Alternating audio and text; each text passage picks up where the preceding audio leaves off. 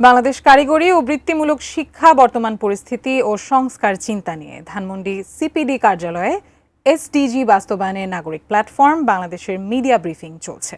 সরাসরি যুক্ত হচ্ছি সেখানে।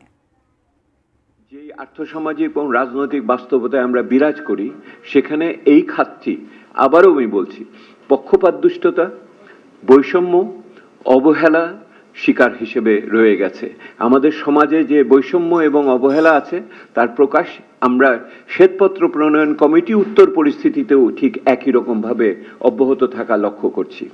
আরও লক্ষ্য করেছি যে এটা শুধু শ্বেতপত্র প্রণয়ন কমিটি না, সরকারের পক্ষ থেকে যে টাস্কফোর্স গঠন করা হয়েছিল, সরকারের পক্ষ থেকে যে টাস্কফোর্সের পক্ষ থেকে মানে আগামী দিনে যে পদক্ষেপ করার যে সুপারিশগুলো এসেছিল তার ভিতরেও কিন্তু এই বিষয়টিকে গুরুত্ব সহকারে আনা হয়েছিল। আমরা লক্ষ্য করেছি সেই টাস্কফোর্সেরও যে সমস্ত সুপারিশগুলো ছিল সেগুলো কার্যকরভাবে এই মুহূর্তে গতি লাভ করেনি, এবং সেটাও আরেকটা আক্ষেপের জায়গা আর কি।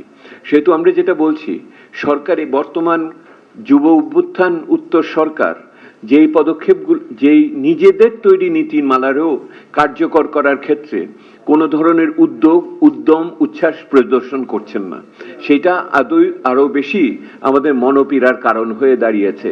প্রাণ সসের মাখামাখি টেস্ট নুডলসকে করে তোলে আরো ইয়ামি আরো জোস। প্রাণ সস, সসের বস।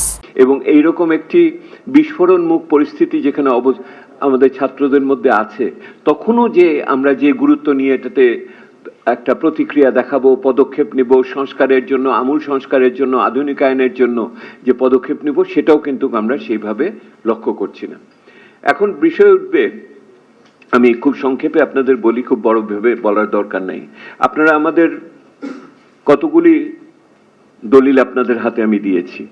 একটা হলো আমাদের টাস্কফোর্স রিপোর্টের আমরা কি বলেছিলাম, আমরা একই সাথে আমরা শ্বেতপত্রে কি বলেছি, শ্বেতপত্রে কি বলেছি, টাস্কফোর্স রিপোর্টে কি আছে, ওগুলি আপনাদের দিয়েছি।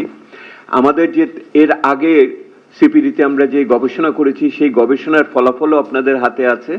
আমি শুধু সংক্ষেপে আর দু একটি কথা বলে এখানে শেষ করব, কারণ লম্বা আলোচনার প্রয়োজন করবে না। একটা বড় বিষয় যেটা হয়েছে সেটা হলো যে এই পুরো খাতটার যে উন্নয়নটি বৃহত্তর বাংলাদেশের উন্নয়ন চাহিদার কাঠামোর ভিতরে স্থাপন করা হয়নি। অর্থাৎ এই রকম একটি বৃত্তিমূলক পেশা বিভিন্ন উন্নততর দেশে কিভাবে ভূমিকা রাখে এইটার সম্বন্ধেও কিন্তু সম্পূর্ণ অনুধাবন আসেনি।